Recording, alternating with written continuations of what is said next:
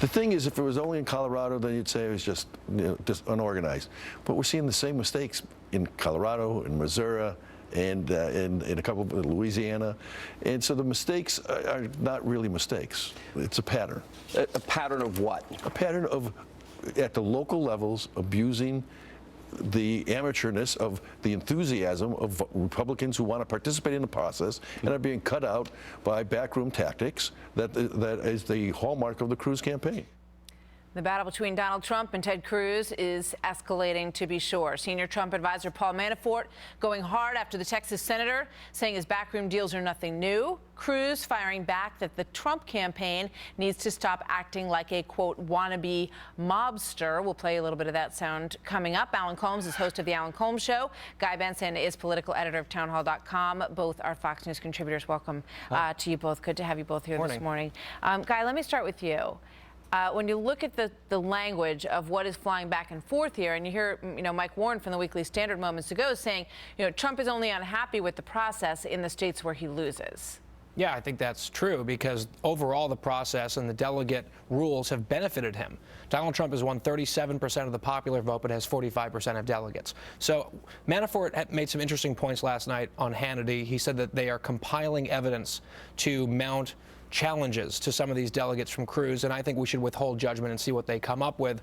I do wonder the extent to which they might be, in this case, sort of engaging in some bluster to cover up their own self-inflicted wounds. Because, for example, in Colorado, the Trump campaign had a slate of 13 delegates that they wanted elected. 5 of those names had errors and mistakes. That's not a Cruz conspiracy. That's the Trump campaign's fault. So I think that we'll see how this plays out eventually. He talked about abusing the enthusiasm of grassroots supporters.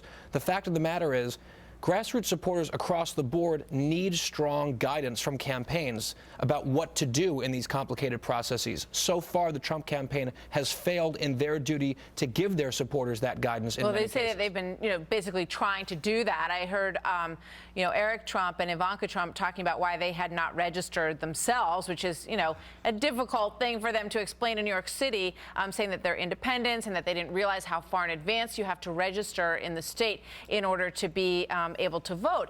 Meanwhile, they have been trying to get other people to turn out to vote and to register to vote. But it definitely smacks of, new folks at the table. There's turn out the really vote should like include that. your kids, if you can turn out the vote.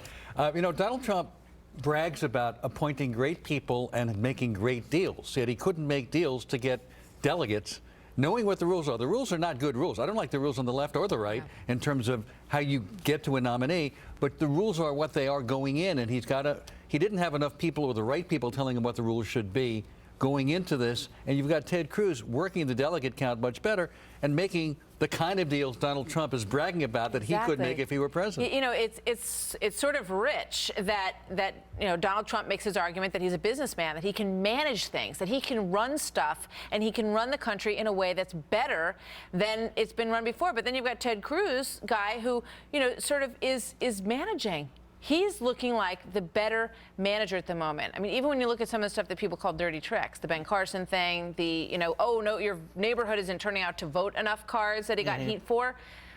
They're legal, right? Yeah. And by the way, I just want to say, I agree with Alan. Don't say that too loud. It's going to hurt you. Well, no, but I think you're right that the system on both sides, with the superdelegates and the elites playing the role that they do on the Democratic side, on the Republican side, I think it's preposterous that the people didn't really vote in the state of Colorado. That's crazy. Trump is right about that.